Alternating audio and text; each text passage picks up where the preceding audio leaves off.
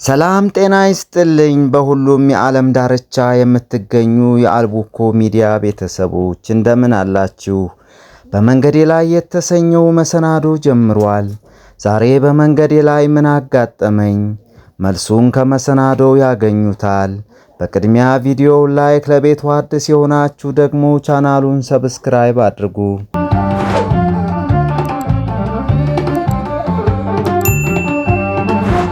በአልቡኮ ወረዳ ከሚገኙ የመንግስት ተቋማት መካከል አንዱ የጤናው ዘርፍ ነው። በጤና ጽሕፈት ቤቱ ስር ከሚተዳደሩት የጤና ተቋማት መካከል የሳልመኔ ጤና አጠባበቅ ጣቢያ ይገኝበታል። ይህ ተቋም ከጊዜ ወደ ጊዜ የአገልግሎት አሰጣጡን እያሻሻለ የሚገኝ ተቋም ሲሆን በአሁኑ ሰዓት ቀላል ቀዶ ጥገናን ጨምሮ በርካታ አገልግሎቶችን በመስጠት ላይ ይገኛል። እኛም ወደ ተቋሙ ጎራ ብለን ያስተዋልናቸውን ነገሮች ልናጋራችሁ ወደድን። ለዛሬ ቆይታ የምናደርገው ማዋለጃ ክፍል ላይ የሚሰጡ አገልግሎቶች ዙሪያ ይሆናል። ስሜ መሐመድ አሊ በሽር ይባላል። ደቡብ ወሎ ዞን አልቡኮ ወረዳ ሳልመኔ ጤና ጣቢያ ወይም ሳልመኔ መጀመሪያ ደረጃ ጤና እንክብካቤ ሀድ ነው የምሰራው ማለት ነው። የጤና ጣቢያው ዳይሬክተር ነኝ። ከጊዜ ወዲህ በጣም በመጀመሪያ ደረጃ ሆስፒታል የሚሰሩ ስራዎችን እየሰራ እንገኛለንና ምናልባት እሱን መመልከት ማየት ከፈለጋችሁ እያንዳንዱ ሰርቪስ ኤሪያ ላይ ወይም አገልግሎት መስጫ ቦታ ላይ ዞር እያል አንዳንድ ነገሮችን ላሳያችሁ ፈልጋለሁ።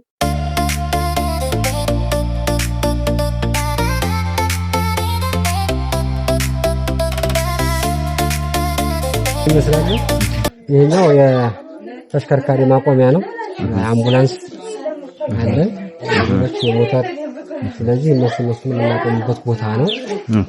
ከዚህ ጀምራል። ይሄ ወደታችኛው የሚያሳየው ይሄኛው ደግሞ ፖሊ ይታየኛል።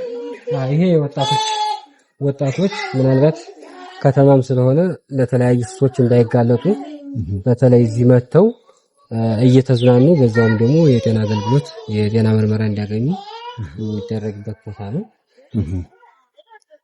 ሰራተኞችን በትርፍ ጊዜያቸው እዚህ ዘና ማለት ይችላሉ። ተለዋጭ የኃይል ማመንጫ ነው። ወይም መብራት በሚጠፋበት ሰዓት ምናልባት እኛ ኦፕሬሽን እንሰራለን።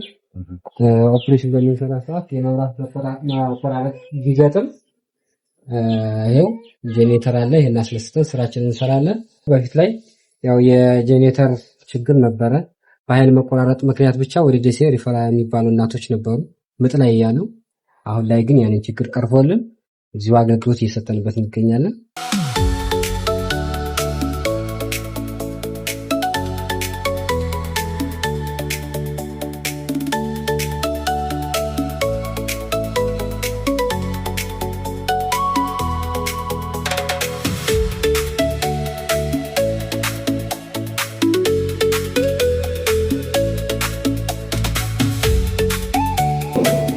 ይሄ ፎቶቴራፒ ማሽን ይባላል።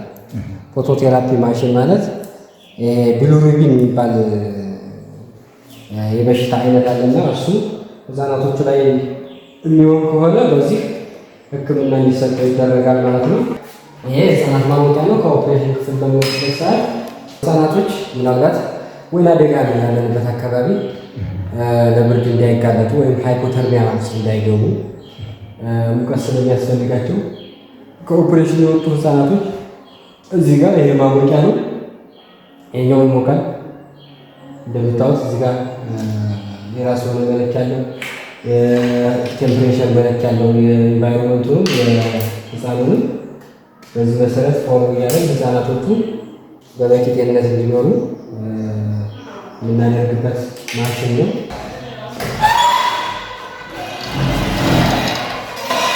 ያው እንግዲህ የምታዩት ክፍል ማዋለጃ ክፍል ነው። ምናልባት የእናቶች ቀዶ ጥገና የሚገቡት ወደዛ ከዚህ ካለፈ ነው ማለት ነው። እዚህ ጋር ይሞከሩና ለምጥ ይመጣሉ። የምጥ እንትናቸው ካለፈ ሰዓቱ ካለፈ ወይም ደግሞ ለኦፕሬሽን የሚጋብስ እንትን ካለ ወደ ኦፕሬሽን የሚገቡት ከዚህ ክፍል ነው ማለት ነው። እናቶች የሚያስፈልጉ መድኃኒቶች አንቲባዮቲክስ አያርቲ ድረግ ጀምሮ ሁሉም ነገሮች እዚህ ጋር ይገኛሉ። ሁለተኛ ደግሞ እናቶች ኦክሲጅን ኤሌክትሪካል ኦክሲጅን ካስፈለጋቸው የኦክሲጅን እጥረት ካጋጠመ በዚህ መሰረት ኦክሲጅን ይሰጣሉ። ይሄ ኦክሲጅን ኮንሰንትሬተር ነው። ማዋለድ ብቻ አይደለም እኛ ጋር የሚሰራው እናቶች ምናልባት የሰርቫይካል ካንሰር በተለይ ደግሞ ከ30 ዓመት ጀምሮ ወደ ላይ ያሉ እናቶች ለዚህ ስክሪን ይደረጋሉና እናቶችን አሁን ላይ እየገደለ ያለው የካንሰር ወይም የማህፀን በር ጫፍ ካንሰር ነውና እሱን ቅድመ ምርመራ እናደርጋለን። ምልክቱ ካለ እዚሁም ሕክምና ይሰጣል። ወደ ካንሰር ደረጃ የደረሰ ካለ ደግሞ ወደ ደሴ ሆስፒታል ሪፈር ይባልና እዛ በኮምፕሬሲቭ ስፔሻሊስት ሆስፒታል ስፔሻሊስት ሐኪሞች ይታከማሉ። ኢመርጀንሲ ኦብስታትሪክ ሰርጅን አለ ማለት አይሶ የሚባለው እናቶች ላይ ቀዶ ጥገና የሚሰራው። ሁለተኛ ደግሞ ጄኔራል ፕራክቲሽነር ወይም ጂፒ የሚባለው ዶክተሮች አሉ። እነሱ ያው ለአካባቢው ማህበረሰብ አገልግሎት ይሰጣሉ። ስንት ዶክተሮች አሉ አሁን እዚህ አሁን ያሉ ዶክተሮች በዶክተር ደረጃ ወደ 3 ዶክተሮች አሉ። ሌላው ያው ባለሙያ እንዳለ ሆኖ ማለት ነው ጤና መኮንን፣ ነርስ፣ ሚድዋይፍ ሌላው ያው ወይታይ በስታንዳርድ መሰረት አለ። ተጨማሪ ግን እነዚህ ሐኪሞች እኛ ጋር አገልግሎት እየሰጡ ይገኛሉ። ሶስቱም የቀዶ ጥገና ክፍል ውስጥ ነው የሚሰሩት። ቀዶ ጥገና ውስጥ የሚሰራው አንድ ዶክተር ብቻ ነው። ሌሎቹ ተመላላሽ ሕክምና ላይ ነው አገልግሎት የሚሰጡት። ድጋፍ ያደረገላችሁ ሰዎች ለሰዎች ድርጅቱ ነው። በባለፈው ዓመት በ2017 ከ55 ሚሊዮን ብር በላይ የሚገመት የሕክምና ቁሳቁስ ለጤና ጣቢያችን ድጋፍ አድርጓል። እንግዲህ ከክልል ጤና ቢሮ፣ ከመንግስት፣ ከዞኑ ተጨማሪ ማለት ነው። ስለዚህ ያ ደግሞ ለእኛ ትልቅ አቅም ሆኖናል። ምናልባት ለማህበረሰቡ በፊት ከምንሰጠው አገልግሎት አሁን በእጥፍ ምናልባትም በመጀመሪያ ደረጃ ሆስፒታል እንደነ ኮምቦልቻ፣ ሐይቅ፣ ሌሎች የመጀመሪያ ደረጃ ሆስፒታሎች የሚሰጡትን አገልግሎት መስጠት የምንችልበት ደረጃ ላይ ነው ያለ ነው፣ እየሰጠንም ያለ ነው ማለት ነው። ሽማግሌዎች፣ ባልቴቶች በሞራ ግርዶሽ ምክንያት ወደ ቦሩ ጄኔራል ሆስፒታል ነበር እየሄዱ የሚታከሙትና ዘንድሮ ላይ ያንን ያስቀረንበት ሐኪሞችን ራሱ የአይን ስፔሻሊስቶቹን እዙ አንተተን ኦፕሬሽን ክፍልም ስላለን ማቴሪያሉም ስላለን ሁሉም ነገር ስላለን ባለሙያ ብቻ ነበር የምንፈልገው። ከ100 ሰው በላይ የሞራ ግርዶሽ ችግር አጋጥሟቸው አገልግሎት የሰጠንበት ወይም አይናቸው እንዲስተካከልላቸው በሞራ ምክንያት አይናቸው የተሸፈነባቸው እይታቸው የተሸፈነባቸው አሁን እንዲስተካከል የተደረገበት ሁኔታ አለና የጤና ተቋሙ እያደገ መምጣቱ ለእናቶች ብቻ ሳይሆን ለማህበረሰቡ አጠቃላይ ሰፊ አገልግሎት እየሰጠ ያለ ተቋም ነው። ፍሪጅ ነው። ምናልባት ፍሪጅ ላይ የሚቀመጡ ለእናቶች የሚሰጡ መድኃኒቶች አሉ። በተለይ እነዚህ ደም መፍሰስ እንዳያጋጥማቸው የምንሰጣቸው መድኃኒቶች ስለዚህ እዚህ ውስጥ ይቀመጣሉ። እንትናቸው እንደተጠበቀ ስለዚህ ከዚህ ተነስቶ እዚሁ አገልግሎት እንዲያገኙ ይደረጋል ማለት ነው። ከወለዱ በኋላ ሻወር ያስፈልጋቸዋል እና ምናልባት እስከ 3 ቀን ድረስ ይቆያሉ እኛ ጋር። ስለዚህ እስከ 3 ቀን ድረስ በሚቆዩበት ሰዓት ይሄ ገንዳ ያለው የምታዩት ስለዚህ ይሄ ውሃው ይሞላል። ከተሞላ በኋላ እንዲያዞራቸው ነው የገንዳው የተቀመጠው። ስለዚህ እዚህ ጋር ቁጭ ብለው መታጠብ ይችላሉ ማለት ነው። አቁመው መታጠብ ስለማይችሉ፣ ሁለተኛ ደግሞ እኛ ጋር ኦፕሬሽን ከተሰራላቸው እስከ 5 ቀን 3 ቀን ሚኒመም ድረስ ይቆያሉ። ማሞቂያ አለው። ስለዚህ ቀዝቀዛ ውሃም አይደለም የሚታጠቡት። ስለዚህ ማሞቂያ የራሱ አለው። ገንዳ እዚህ አለ። እዚህ ጋር ሻወር አገልግሎት ያገኛሉ። ስለዚህ ይሄ የንጽህና መጠበቂያ ክፍል ነው ማለት ነው። ሰላም ናችሁ?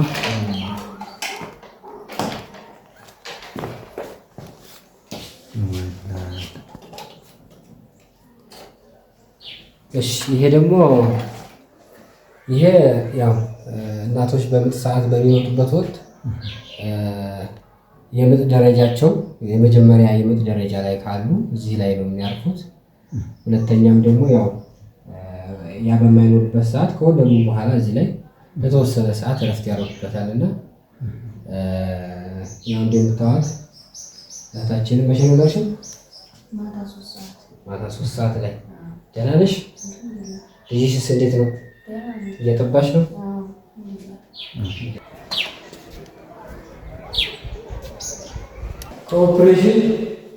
ኦፕሬሽን የተሰራላቸው እናቶች ከ3 እስከ 5 ቀን የሚቆዩበት ክፍል ነው። ስለዚህ በሚንቀሳቀሱበት ሰዓት የሚያዞራቸው ከሆነ ራሳቸውን የማይችሉ ከሆነ በዚህ ይንቀሳቀሳሉ። ይሄ በምታዩት ይሄ ዌልቸር ነው። ስለዚህ ለእንቅስቃሴ ይጠቀሙበታል ማለት ነው። ከዛ ውጭ የክላሱ ፖስት ኦፕ ይባላል ወይም ፖስት ኦአር ኦፕሬሽን የወጡ እናቶች የሚቆዩበት ክፍል ነው። ስለዚህ ወደ 4 አልጋዎች አሉት። አሁን ዛሬ ላይ የለም እንጂ ቢያንስ በሳምንት ውስጥ እስከ 3-4 ኦፕሬሽን ተሰርቶ የሚቆዩበት ሁኔታ ይኖራል ነው። በአንድ ቀን ኦፕራሲዮን የመስራት አቅማችሁ ምን ያህል ነው? ያው ብዙ ኬዝ የለም እንጂ 2 ይሰራል፣ 2-3 ይሰራል። እስካሁን ከጀመርን ጀምሮ ምንም አይነት ችግር አላጋጠመንም። እንግዲህ ወደ 2 ዓመት እየሆነን ነው ከሰራን። ኢንፌክሽን እንኳን ተሰራበት ቦታ ላይ ኢንፌክሽን እንኳን አጋጥሞን አያውቅም። የሚሰሩት ዶክተሮች በጣም ጎበዝ ናቸው።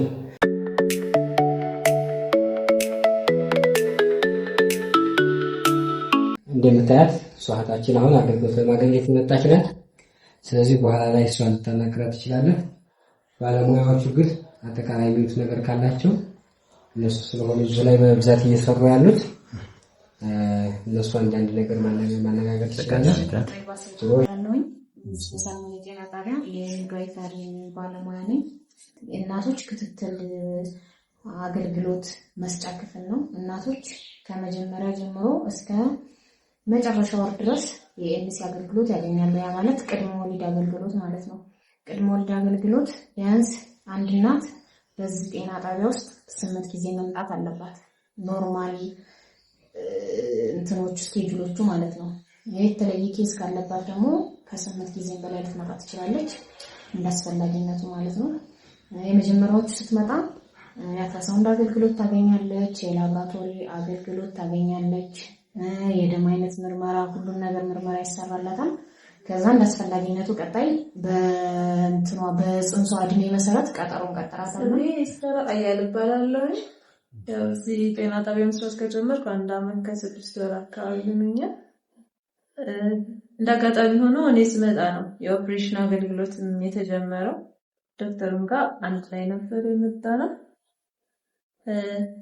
ያው እዚህ ማዋለጃ ክፍል ከወትሮ በተለይ አሁን የኛን ጤና ጣቢያ ለየት የሚያደርገው ከሌሎች ጤና ጣቢያዎች ሙሉ የኦፕሬሽን አገልግሎት ከመድረሳችን ማዋለጃ ክፍል ከመድረሳችን በፊት ወደ 3 ወይም 4 አካባቢ አገልግሎቶችን ጀምረናል። መጀመሪያ ቅድመ እርግዝና አገልግሎት ጀምረናል። ያ ማለት አንዲት እናት የማርገዝ እቅድ ወይም ፕሮግራም ሲኖራት መታ እኛን ታማክረናለች። ከዛ እርግዝና ከመፈጠሩ ከ3 ወር በፊት የሚወሰድ የመድኃኒት አገልግሎት አለ። የሚመረመር የምርመራ አገልግሎት እንሰጣለን። ያንንም ጀምረናል። ከጀመርን 1-2 ወር 3 ወር ሆኖናል። ያ ማለት አንዳንድ እናቶች የአፈጣጠር ችግር ያለበት ልጅ ይወልዳሉ። አሁን በተለይ በዚህ ዓመት በጣም ብዙ የአፈጣጠር ችግር ያለባቸው ህጻናቶች ተወልዳሉ። ውርጃ በብዛት ይከሰታል። እነዚህ ሳይንቲፊካሊ ይቀንሳሉ ብለው የታሰቡ ምርምሮችን ወደ ጤና ጣቢያችን አምጥተን አገልግሎት መስጠት ጀምረናል። ይሄው ፕሪኮንሰፕሽናል ኬር ይባላል። ይሄ ማለት አንዲት እናት ከማርገዟ በፊት ያላትን ስታተስ ምርመራ አድርገን ሙሉ ምርመራ አድርገን የሚያስፈልጋትን አይረን ዊዝ ፎሊክ ከሆነ አይረን ዊዝ ፎሊክ፣ ውርጃ አጋጥማ ከሆነ የአፈጣጠር ችግር አጋጥማ ከሆነ ደግሞ ፎሊክ አሲድ 5 ሚሊግራም ሃይ ዶዝ እንሰጣቸዋለን። አፍተር እርግዝና ከጀመሩ በኋላ ከ3 ወር ያንን የ3 ወር እንሰጣቸዋለን። ከሱን ከጨረሱ በኋላ ደግሞ እናደርጋለን እርግዝናውን እንደ ኮንሰፕሽን እንደተፈጠረ እኛ ጋር ክትትል እንዲጀምሩ እናደርጋለን። ደስ የሚለው አልትራሳውንድ አገልግሎትም ተጀምሯል። ያን አልትራሳውንድ አገልግሎት ደግሞ መጀመሪያ የልጁ እድሜ በኋላ ላይ ለወሊድ ጊዜ እንዳያስቸግረን ያግዘናል። ለወሊድ ጊዜ እድሜውን ኤስቲሜት ለማድረግ ወይም ለመለካት ይጠቅመናል ማለት ነው።